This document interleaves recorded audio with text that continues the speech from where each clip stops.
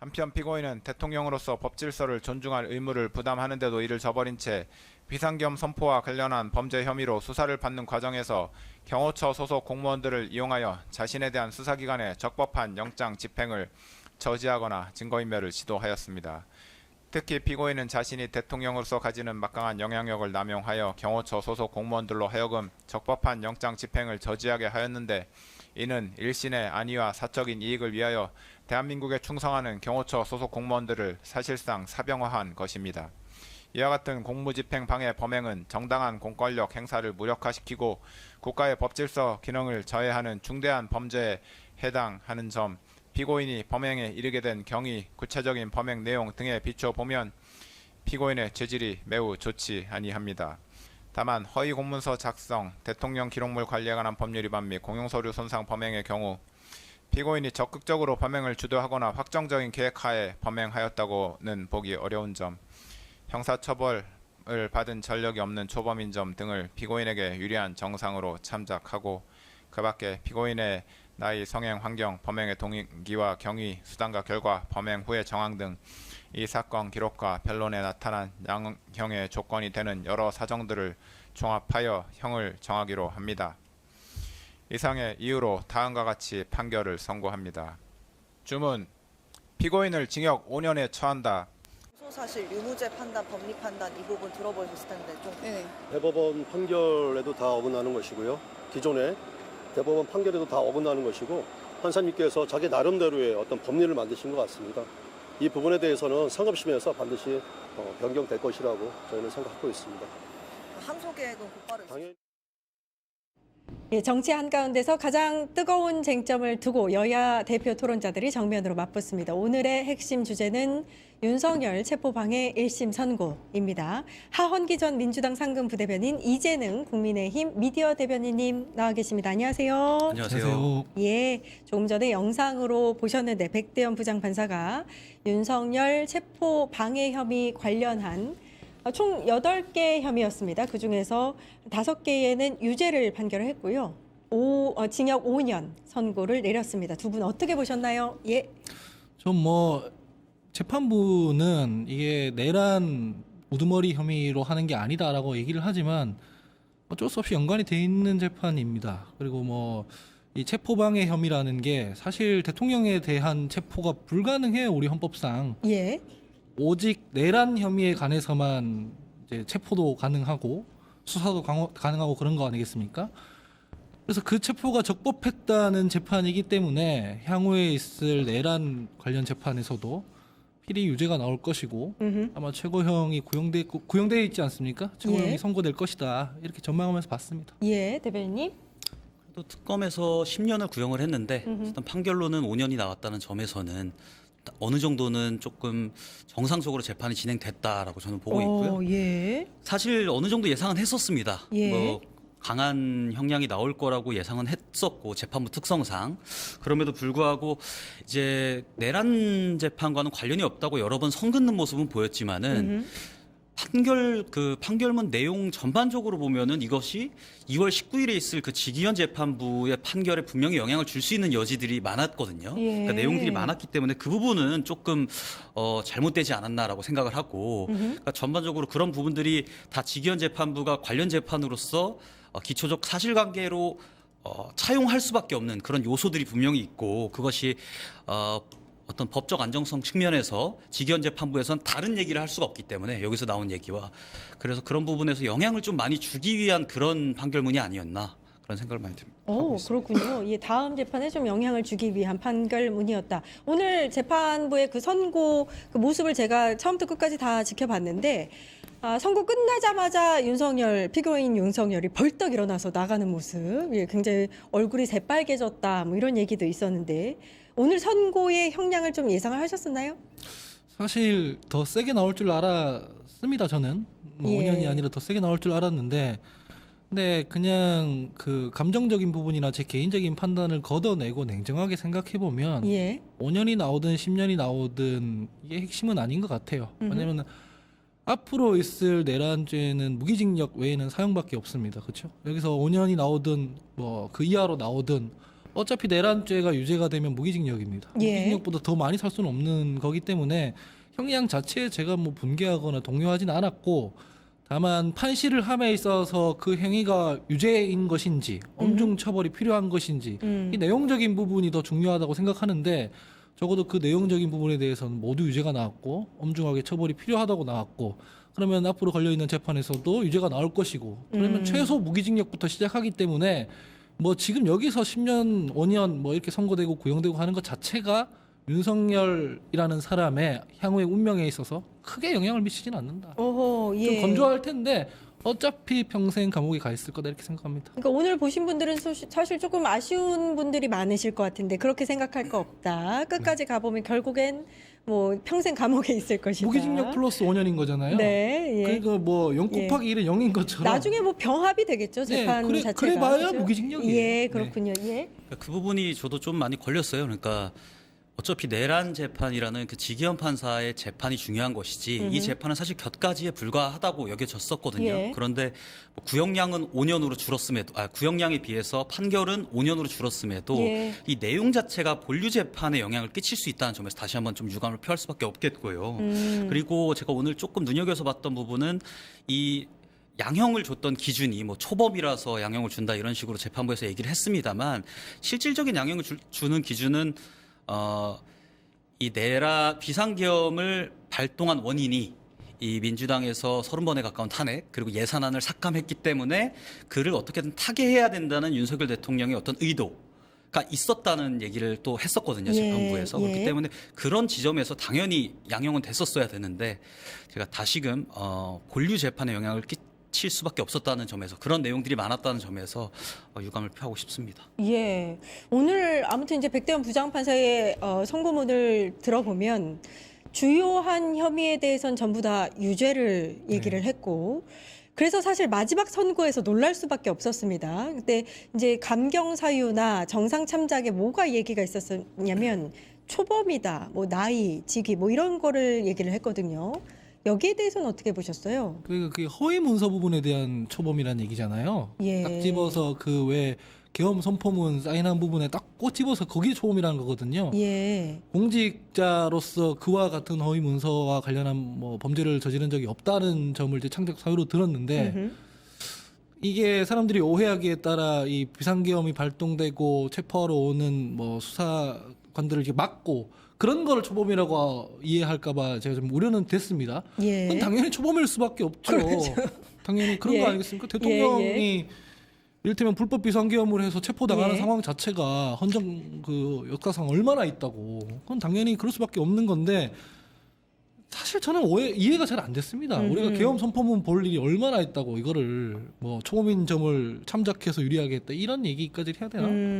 이해는 잘 안 됐으나 그 문서 부분에 대해서만 찍어서 얘기하면은 뭐 재판부의 판결을 존중할 수밖에 없기 때문에 예.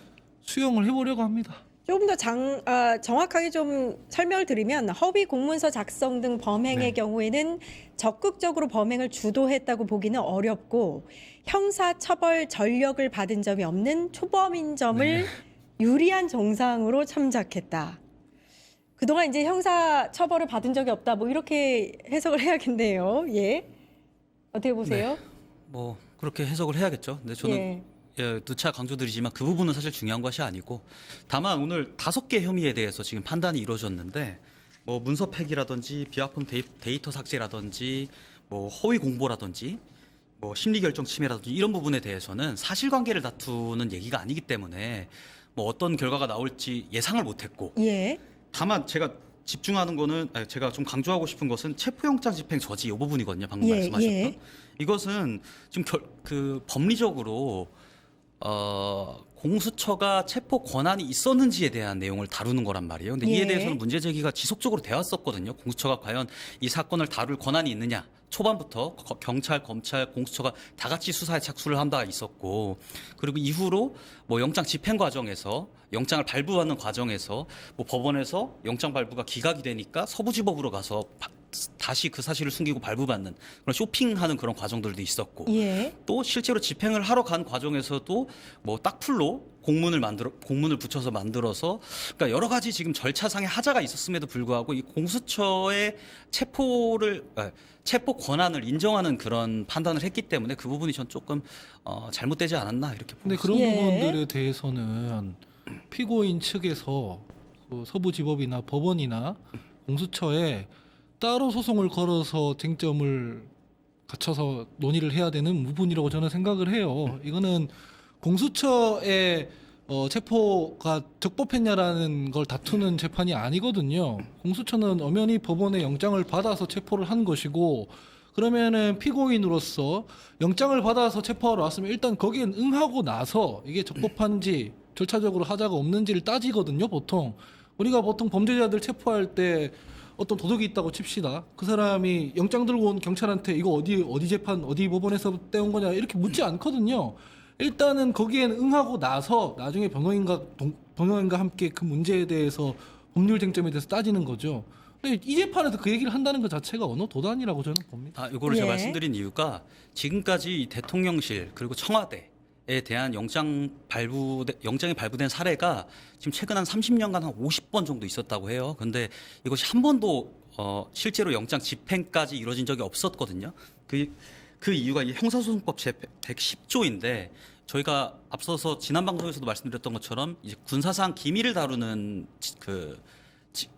기관에 대해서는 함부로 그렇게 영장을 집행할 수 있는 상황이 아니에요. 그런데도 불구하고 공수처가 압수수색 영장을 들고 와서 실제로 영장을 집행했다는 것이 지금 저희가 87원법 체제 이후로 한 번도 없었던 일인데 그 50번 중에 한 번의 예외를 만들어냈다는 점에서 저는 문제를 좀 제기하고 싶은 압수수색 겁니다. 영장이 아니고 체포 영장이고요. 네. 형사상 기밀을 요하는 거면 피고인이 직접 나가서 체포에 응하면 되는 문제인데 그 관저 안에 들어박혀 있으니까 그 군사상의 기밀을 요하는 지역에 들어가서 자료를 검토하는 게 아니라 피고인만 체포하는 거였잖아요.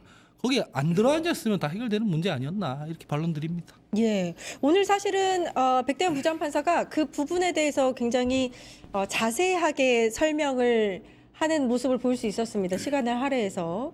관련해서 좀 얘기를 드리면 형사소송법 110조를 말씀하셨으니까 네. 백대현 부장판사가 군사상 비밀을 요하는 장소에서 피의자 체포를 하는 것은 형사소송법 110조가 적용되지 않는다. 그러니까 수사에 관련한 뭐 압수수색 뭐 이런 것은 모르겠지만 요거는 체포와 관련된 것이기 때문에 해당되지 않는다라고 피고인의 인신구속을 하러 명확하게. 들어간 거거든요. 예. 그러니까 오늘 사실 선고에서 중요한 부분 중에 하나를 두 분이 짚어주시는 건데, 뭐 국무회의 절차상 하자가 없었다는 부분이지만 공수처에 이 대통령의 내란 관련 혐의의 수사권이 있다는 거, 그다음에 체포가 적법했다는 것에 대해서 굉장히 명확하게 명시를 했습니다. 그죠? 네. 예. 군사상 기밀을 요하는 기관에 한 번도 전례가 없었던 그런 상황에 대해서 예. 전례 없는 그 영장 집행이 이루어졌다는 점에서 제가 문제점을 말씀드린 거고요. 그리고 지금 재판부에서 말씀드렸던 것처럼 저는 이게 결국에 사후적으로, 그러니까 편파적으로 해석된 여지가 분명하다고 봐요. 왜냐하면 그동안 전례가 없었다는 것만으로도 이건 가름이 가능하고, 그리고 전례가 없었던 이유가 뭐냐면 네. 내란을 일으킨 전례가 없었기 때문이죠. 그러네요. 보통 관저에서 나오지 않은 것도. 현직 대통령에 대해서는 헌법상 불소추 특권이 작동되기 때문에 대통령의 인신구속을 하러 갈 일이 없습니다. 그렇네요. 근데 예, 전례가 예. 없는 이유는 이 영장 자체가 전례가 없는 게 아니라 애초에 그런 영장을 받을 일이 없었던 거예요. 왜냐면 내란을 안 일으켰으니까. 아하. 오늘 그 재판부에서 얘기한 것처럼 내란 재판과는 별개의 재판이었고, 그러니까 내란죄여서 침투가 가능했다, 내란죄여서 집행이 가능했다라는 거는 저는 앞뒤가 맞지 않는다고 생각을 해요. 그런 논리로 따지면 지금 이재명 대통령 같은 경우에도 당장 수사를 담당하는 검찰에서 영장을 발부받으면 집행이 가능하다는 얘기거든요. 아니죠. 왜냐하면은 내란죄가 아니면 형사상 불소추 특권을 갖기 때문에 체포 영장 자체가 발부될 수가 없습니다. 이게 내란 혐의 피의를 받고 있다는 사실을 법원이 인정했기 때문에 인신을 체포하고 조사할 권리가 생기는 겁니다. 이 자체가 내란죄 유무죄를 다투는 법을 그 재판이 아니라고 말하는 것이지, 내란죄 혐의를 받고 있는 피의자를 체포하러 가는 게 적법하지 않냐 이걸 따지는 거잖아요. 그럼 전제적으로는 불소추 특권이 적용되지 아니한다라는 걸 인정하고 들어가야 되는 거기 때문에 예. 그 전례에 대해서 얘기할 때는 그 불법 비상계엄이 내란이냐 아니냐라는 판단이 깔릴 수밖에 없는 겁니다. 그렇군요. 예. 아무튼 오늘 이제 재판부 선고로 윤석열 측에서 계속해서 뭐 적법한 절차를 거치지 않았다, 위법하다 이 주장이 무너졌다고 봐야 될 것 같습니다. 이제 대변인님은 오늘의 이 사법부 판단을 항소를 통해서 다시 판단을 받아봐야 될 것 같다라고 주장을 하시는 거고요. 맞습니다. 거의 예. 다 지금 사실관계를 다투는 얘기가 아니고요. 법리심에 가까운 내용들입니다. 법리적으로 예. 다퉈야 될 사안들이 근데 분명히 많이 산재가 돼 있어서. 그 집행 관련해서는 사실 서부지법에서 그 영장을 이제 받아들였잖아요. 인용을 했으면 두 번에 걸쳐서 사법부의 판단을 받았다고도 할 수 있을 것 같은데. 이게 왜 사실관계를 다투는 예. 게 아닌지 아십니까? 다 봤거든요. 국민들이 TV를 통해서 체포를 막는 장면을 다 봤거든요. 예. 그렇잖아요. 그러니까 사실심을 다투려면 이런 거예요. 네가 돈 받았다고 누가 제보를 했는데 받았는지 안 받았는지 그걸 증거에 입각해서 따져야 되는데 이 경우는 증거가 남아 있습니다. 다. 예. 실시간으로 다 봤거든요. 예. 그러니까 그게 적법한지 아닌지를 법리적으로 따지는 거예요. 예. 네. 그러니까 직권남용 권리행사 방해도 유죄를 받았거든요. 그렇다면 대통령 경호처의 업무가 아님에도 불구하고 그 업무를 수행하게 했다. 그러니까 체포영장 집행을 방해하게 했다. 이 부분에 대해서도 명확하게 유죄라고 판단을 한 것 같습니다. 판사가 이제 그렇게 판단을 한 거죠. 예, 1심 판사가 그렇게 판단을 한 거다. 아까 이제 속보로 나온 거 보니까요. 윤석열 측 변호인단이 항소장을 다음 주 중에 제출할 것이다. 이렇게 밝히기도 했고요. 내란 특검은 윤석열 판결문을 분석을 해서 양형의 일부 무죄가 나온 부분에 대해서 좀 분석을 해보겠다. 정밀 검토를 하겠다. 이렇게 또 밝히기도 했습니다. 자, 일단은 윤석열 씨 측의 최후 진술을 봤을 때요. 대통령 경호가 아무리 지나쳐도 과하지 않다. 이 아무리 지나쳐도가 결국에는 이제 총을 소지해라. 뭐 이런 게 지시를 내린 걸로 알려져 있지 않습니까? 요게 이제 적법했다라고 보는 건데 여기에 대해서 어떻게 보세요? 공수처, 검찰, 경찰, 수사관들이 테러리스트입니까? 예. 그 경호처의 업무라는 건 대통령의 신변 위협으로부터 경호하는 거 아닙니까? 테러리스트라든가 뭐 북한의 간첩이라든가 적국의 위협이라든가 뭐 이런 거 아닙니까? 예. 근데 이거는 적법하게 법원의 영장을 받아서 체포하러 가는 공적 업무를 하러 가는 사람들에 대해서 경호처가 갑자기 총 차고 있고 이거는 주객이 전도된 거죠, 사실은. 공적 업무를 하는 사람들에게 총을 차고 있으면 그 총을 차고 있는 사람이 위법한 거지 않습니까? 그렇게 예. 법원이 판단한 거고. 대통령 경호를 아무리 지나쳐도 과하지 않다라는 여기 붙이는 것 자체가 모순인 거예요. 대통령 경호처에서 예. 경호 업무를 소홀히 해서 발생한 일이 아니거든요. 그렇죠. 이거는 엄연히 법원에서 정당하게 발부한 영장 집행을 막은 사안이기 때문에 대통령 경호 업무랑 상관이 없습니다. 예. 제가 아까 그 형사소송법 제10조를 말씀을 드렸는데 110조. 네, 예. 제 110조를 말씀을 드렸는데 그 책임자인 경호처장이 승낙하지 않은 사안이었기 때문에 경호처는 당연히 대응할 수 있었다고 저는 보고 있고 경호처법 같은 경우에는 특별법으로 취급이 되기 때문에 일반 법률보다는 상위 법률로 해석이 되거나 합니다. 그렇기 때문에 제가 사실관계를 다투는 문제가 아니라 법리적인 다툼이 필요한 문제라고 말씀을 드리는 것이고 마지막으로 지금 대통령 경호 같은 경우에는 항상 그 경호처 같은 경우에는 최악의 상황을 대비해서 훈련을 하거나 준비를 하는 것이 원칙입니다. 그래서 지금 저희가 뭐 총을 차고 있다 이런 것들은 결과적으로 뭐 발포를 했거나 이런 것이 아니라 대통령을 보호하기 위한 최악의 상황을 대비를 해서 현장에서 저희가 뭐 지시를 내렸다거나 이런 것들이 지금 밝혀지지 않은 사안이기 때문에 제가 과도하게 뭔가 그 영장 집행을 뭐 총을 발포해서라도 막으려고 했다라는 식으로 해석하는 것은 적절치 않다고 봅니다. 최악의 상황을 대비하기 위해서 경호처가 했어야 될 일은 피의자가 다치지 않게, 그러니까 현직 대통령 신분이었던 피의자가 다치지 않게 수사기관의 협조를 받아서 조사에 임할 수 있도록 인계하는 게 경호처의 네네, 경호 업무지. 예.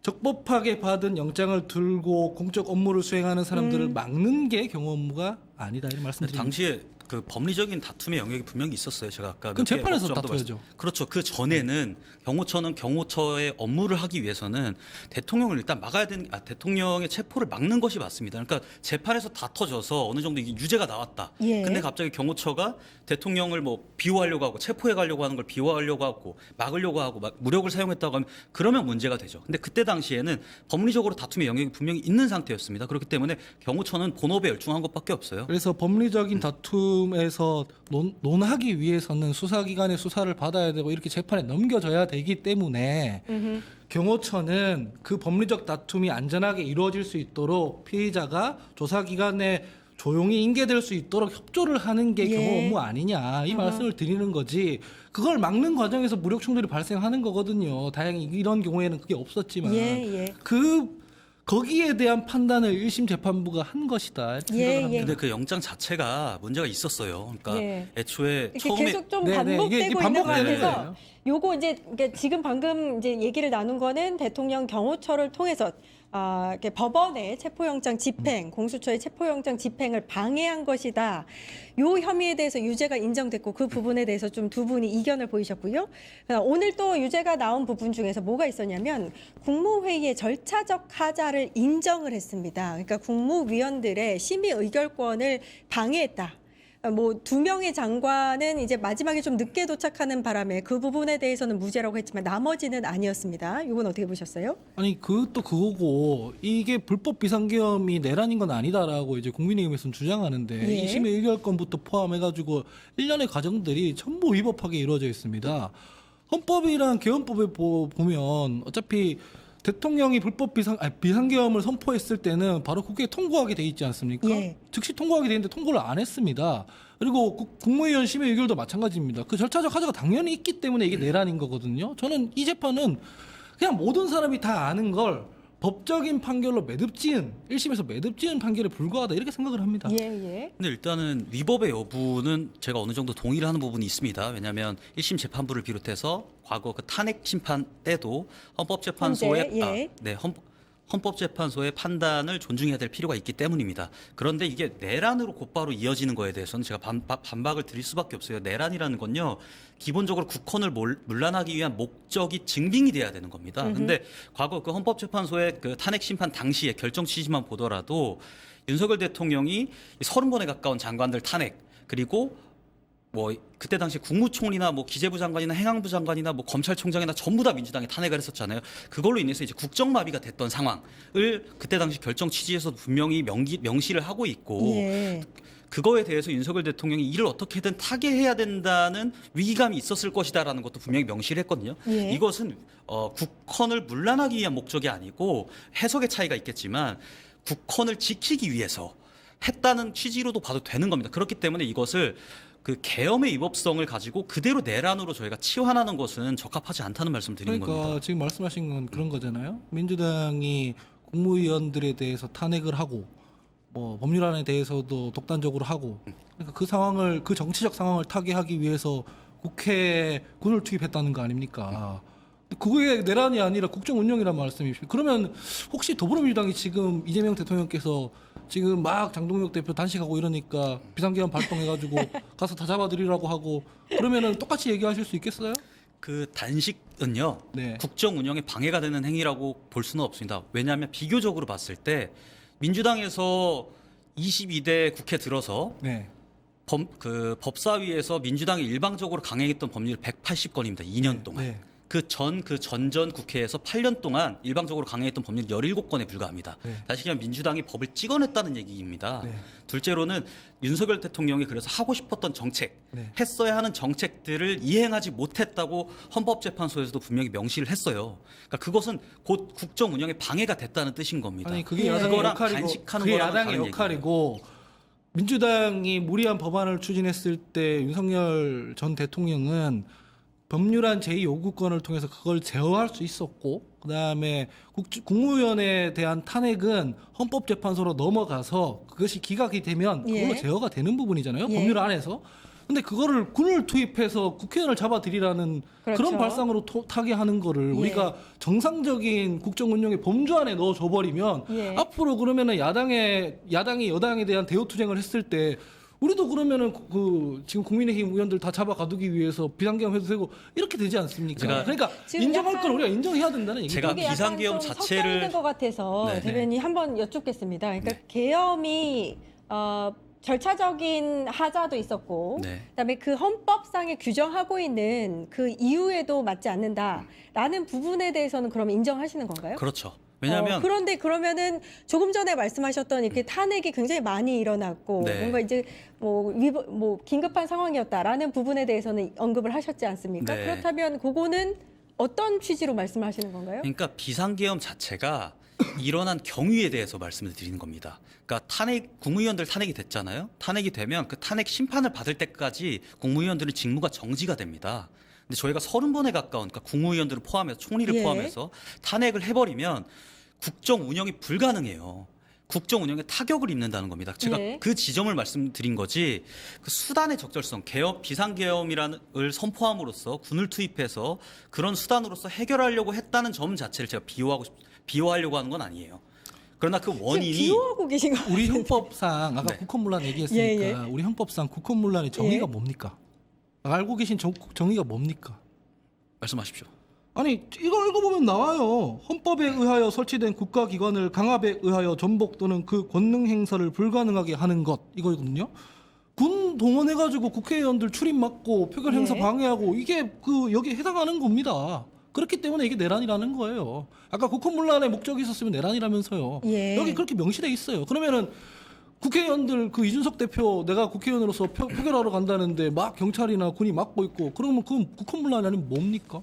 그렇죠. 예, 예. 네. 이 부분에 대해서 조금 헷갈릴 것 같아서 다시 한번 좀 짚었고요. 오늘 이제 선고 중에서 선고문을 살펴보면 계엄 뒤에 사후 선포문을 써서 서명을 하고 그 이후에 파기한 그 부분에 대해서도 명확하게 유죄로 선고를 했습니다. 이 부분 또 어떻게 보셨는지. 선포문 자체가 위법이에요. 음흠. 우리 계엄은 실제로 적법하게 계엄을 선포하더라도 정당 활동이나 국회에 대해서 통제할 권한이 없습니다. 예. 근데 그 계엄 선포문에는 처음부터 정당 활동이나 정치 활동이나 이런 거 다 막아버리고 뭐 의사들 뭐 잡아가두고 이런 게 들어가 있지 않습니까? 사후에 했던 사전에 했던 건 위법이고 그렇기 때문에 재판에서는 당연히 위법으로 나올 수밖에 없는 거죠. 예, 이거는 판사만 알 수 있는 게 아니라 이 관련한 그 계엄법이나 헌법을 읽을 줄만 알면 그냥 판단을 누구나 할 수 있는 문제입니다. 그렇군요. 그러니까 계엄 선포문을 폐기한 것은 대통령 기록물법에 이제 위배가 된다. 이렇게 또 판단을 했고요. 어떻게 보셨어요? 근데 제가 조금 짚고 넘어가야 되는 것이요. 윤석열 전 대통령의 비상계엄 자체가 합법적이란 말씀을 드리는 게 아니라 예. 비상계엄이라는 그 수단 자체가 위법인 건 아니잖아요. 그 당시에는 그 위법성이 어떻게 조각됐는지 국민들도 그리고 거기에 참여한 군인들이라든 경찰들도 알 수가 없는 상황이었어요. 어떤 경위에서 어떠한 일 때문에 계엄이 일어났는지에 대해서 알 수가 없는 상황이었어요. 그렇기 때문에 그 당시 그 비상 상황이었지 않습니까? 그 당시에 뭐 문서가 생기고 뭐 새로운 문서를 사후적으로 문서를 보완하고 이런 것들에 대해서는 뭐 그 당시 위법인지를 아무도 알 수 없었던 거란 말이에요. 그러니까 그거 자체에 대해서 저희가 따질 수 있는 문제는 그 당시엔 아니었다. 계엄 얘기를 좀 선포문을 사후에 작성하는 것을 위법이라고 아무도 알 수 없었다고 말씀하신 건가요? 그렇죠. 그 당시에는 그렇죠. 대변인께서는 그 불법 당시에는? 비상계엄을 발동하고 특전사가 국회 유리창 깨고 들어가는 게 위법인지 판단할 수 없었나요? 저는 그 많은 시민들이 거기 모이고 저도 국회에 갔습니다만 저는 바로 판단이 되던데요. 예. 아니 그러니까 계엄 선포문을 네. 12월 3일자로 작성하는 게 12월 6일에 이루어졌거든요. 그리고 7일에 서명이 이루어졌고요. 요게 이제 위법이라고 판단할 수가 없었다. 비상 상황이기 때문에 그렇죠. 이렇게 말씀하시는 건가요? 그러니까 비상 상황에서의 문서 작성은요.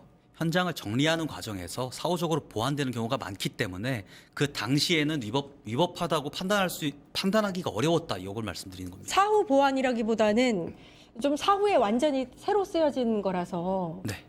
보완이라고 하기엔 좀 무리가 있지 않을까요? 그 자체도 위법인데 그 당일에 계엄 선포문이 발동이 됐잖아요. 예. 발표가 됐잖아요. 그 자체도 위법이었거든요. 예. 그건 왜냐면은 비상 상황이라서 위법임을 몰랐다라고 말씀을 하시는데 비상 상황이라도 우리 계엄법이나 헌법에 뭐 정당 활동이라든지 국회 활동이라든지 이런 거 금지할 수 있는 어떤 법적 근거가 없기 때문에 법적 근거가 없는 내용이 들어가 있으면 당연히 위법이라고 판단할 수 있는 내용인 것이고 그게 문제가 되기 때문에 사후적으로 보완했다는 것이고 사후적으로 보완한 것도 위법이다 이렇게 나온 거 아니겠습니까? 그러니까 일련의 과정이 처음부터 끝까지 다 위법이라는 얘기예요. 예, 그러니까 절차적으로 하자가 있었다는 부분에 대해서는 오늘 명확하게 그렇죠. 재판부가 판단을 했다 이렇게 볼 수 있을 것 같고요. 윤석열 씨가 이제 내란 관련 재판을 받을 때 최후 진술을 했습니다. 관련해서 이제 내가 좀 뭐 나 같은 바보가 어떻게 쿠데타를 하느냐 뭐 이런 발언을 했는데 그 부분에 대해서는 대변인께 먼저 여쭐게요. 어떻게 들으셨어요? 뭐 근데 이게 형사 재판에서 그 대통령, 그러니까 피고인의 어떤 태도나 이런 것들이 뭐 도덕적으로 문제가 될 수는 있어요. 예. 도덕적으로 지탄을 받을 수는 있으나 그것이 뭐 유무죄의 판단에 영향을 끼쳐서는 안 된다고 생각을 하고요. 그럼 결과적으로 저희가 사후에 항소심에서 태도가 아니라 법률의 근거에서 다시 한번 봐야 될 문제라고 생각을 합니다. 예. 뭐 수긍할 수 있는 얘기긴 한데요, 기본적으로. 하지만은 재판 받을 때 태도는 되게 중요하게 참작이 됩니다. 반성을 했느냐, 뭐 이런 거 부분들에 대해서 이제 양형이 정해지는 거죠. 이 워딩 자체는 내가 바보기 때문에 뭐 쿠데타를 못 한다. 이게 바보기 때문에 쿠데타를 하는 거예요. 이게 이재명 대변인께서 대통령이면은 계엄 안 해요. 정상적인 판단을 못하는 바보기 때문에 쿠데타를 한 거라서 논리적으로는 그렇게 되는 거거든요. 예. 그래서 전 이건 거의 자백에 가까운 얘기 아닌가 싶습니다. 아, 그렇군요. 오늘 아무튼 재판부의 선고문을 보면요. 국무회의 절차상의 하자가 있었다. 공수처의 수사에 아무런 문제가 없었고 체포 방해 혐의 인정된다. 뭐 여러 가지 주요 공범 하나하나 뭐 강희구라든지 한덕수라든지 김성훈이라든지 그 이름을 직접 언급하면서 공범으로 인정을 하는 듯한 그 발언들을 했습니다. 이게 이제 향후에 내란 재판 선고 2월 19일에 예정되어 있는데요. 여기에 가늠자가 될 것이다라는 분석도 있는데 이건 어떻게 생각하세요? 우리 당 지지층, 저희 당 지지자분들은 한덕수 전 총리나 이런 분들이 이제 그 구속영장 기각되니까 되게 분노했거든요. 예. 근데 인신구속을 재판 과정에서 하는 것은 이거는 선고가 아니라 수사기법입니다. 증거인멸할 우려가 있거나 도주의 우려가 있거나 이랬을 때 이제 하는 거거든요. 인신구속 안 한다고 해가지고 이제 재판이 그렇게 된다는 보장은 없어요. 예. 한덕수 전 총리가 사실상의 불법 비상계엄과 내란에 대한 공범 혐의를 갖고 있는 정황이나 증거들은 너무나 많기 때문에 유죄가 나올 거라고 저는 생각을 합니다. 예. 어떻게 생각하세요? 뭐 한덕수 전 총리 빼고도 저희 추경 원내대표도 있었고요. 영장이 구속영장이 기각됐던 사례들. 그러니까 저희 당 전체에 연계해서 내란 정당으로 몰고 가려는 프레임들이 있습니다. 저희는 거기에 이제 적극적으로 대응할 예정이고요. 대통령의 내란 재판은 아까 말씀드렸던 것처럼 법리적으로 계속 다퉈봐야 될 문제라고 생각을 합니다. 예. 내란 재판을 조금 이제 언급을 조금 더 하겠습니다. 이제 서정욱 변호사가 어차피 몇 년 있으면 나올 것이다 이렇게 이야기를 했어요. 그러니까 지금 사형이 구형된 것을 웃기까지 하지 않았습니까? 좀 대수롭지 않게 생각하는 거 아니냐 이런 얘기가 있어요. 어떻게 보세요? 서정욱 변호사님 때문에 더 못 나올 겁니다. 뭐 사실 사면권이라는 건 대통령의 고유 권한인데 예. 어떨 때 할 수 있냐면 국민 여론이 받쳐줘야 되는 겁니다. 우리 정부 들어와서도 사면권을 행사했지만 여론이 나빠지니까 정치적 부담으로 돌아오지 않습니까? 예. 그러면은 이만하면 됐다. 좀 이젠 용서해야겠다. 이런 여론이 있어야 그걸 고민이라도 하는 겁니다. 근데 지금 국민의 중론은 양형보다 사면을 하지 않는 게 더 중요하다. 예. 제2의 전두환 만들면 안 된다. 이러고 있는데 서정욱 변호사 같은 분들이 나와서 몇 년 있다 나올 거다 그러면 어떤 대통령도 사면을 할 수가 없어요. 그렇기 때문에 저렇게 극단적으로 얘기하시는 분들 때문에 오히려 윤석열 피고인이 예. 결코 사면되는 일이 없는 그런 상황을 만들어주고 있는 거다 이렇게 생각합니다. 예, 그러게요. 사실은 오늘 선고문에도 나왔지만 이번 계엄 사태 때문에 국가적인 위기를 국내외적으로 받았다. 국가 질서가 흔들렸다. 뭐 이런 발언들이 있었던 걸로 아는데. 이재명 대통령이 불과 2달 전에 사면권을 발동을 했었습니다. 그때 조국이라는 사람이 사면이 됐었었고 그때 국민적 공감대를 전혀 형성하지 않은 상태에서 사면을 했기 때문에 아까 말씀하신 부분은 상황에 따라 또 다르게 적용될 수 있는 문제라고 생각을 하고요. 둘째로는 지금 이렇게 지금 태도를 보이고 있는 부분, 이 부분이 저는 그 이재명 대통령의 공직선거법 사건이랑도 어느 정도 오버랩되는 부분이 있다고 생각을 합니다. 이재명 대통령 같은 경우에는 사법부 자체, 그러니까 사법부의 판단 자체를 부정하는 그런 태도들을 보였고 심지어는 증거가 뻔히 있음에도 불구하고 그 증거를 사진을 확대해서 잘 보이게 했다는 이유만으로 그게 증거가 불충분히 돼서 무죄가 선고가 됐었단 말이에요. 그러니까 그런 부분들이 저는 좀 많이 오버랩 된다 이런 말씀도 첨언을 드리고 싶습니다. 그런 부분이 왜 오버랩 되는지 잘 모르겠어요. 무슨 상관인지 잘 모르겠는데 그러니까 무기징역인 거잖아요. 예. 무기징역을 내란범에 대해서 사면한 사례가 한 번밖에 없지 않습니까? 그게 가장 큰 피해를 입었던 김대중 대통령께서 뭐 실제로는 YS가 있지만 김대중 대통령께서 용서를 했기 때문에 그런 거고 거기에 대해서 본인이 피해자이기 때문에 국민들이 수용을 했던 건데 막상 했더니 어떻게 됐습니까? 전두환이 끝까지 사과 안 하고 그냥 죽었지 않습니까? 예. 그래서 그게 DJ의 오판이라고 생각하는 사람들도 굉장히 많아요. 심지어 전두환도 그럴진데 이 일련의 사안들을 보면은 일말의 반성도 없고, 그리고 뭐 그 윤석열을 비호하는 사람들은 나와서 어차피 몇 년 있다 나올 거라 그러고, 그럼 국민들이 이거를 좋게 보겠습니까? 그렇잖아요. 그래서 저는 이게 제가 뭐 상대당이라고 해서 비아냥거리는 게 아니라 국민 앞에서 이거를 뭔 반성하는 자세라도 취해야 참작이 되는 겁니다. 정치적으로도. 예. 근데 지금 그런 모습을 안 보이기 때문에 점점 더 윤석열 개인과 국민의힘이 수렁으로 빠지고 있는 거다, 이 말씀을 드리는 거죠. 예, 알겠습니다. 여기까지 하겠습니다. 시간이 다 돼서요. 하헌기 전 민주당 상금 부대변인님, 이재능 국민의힘 미디어 대변인님 고생해 주셨습니다. 감사합니다. 감사합니다. 고생하셨습니다. 저는 내일 오후 4시 50분에 다시 찾아뵙겠습니다. 함께해 주신 여러분 감사합니다. 파타타타 증권통합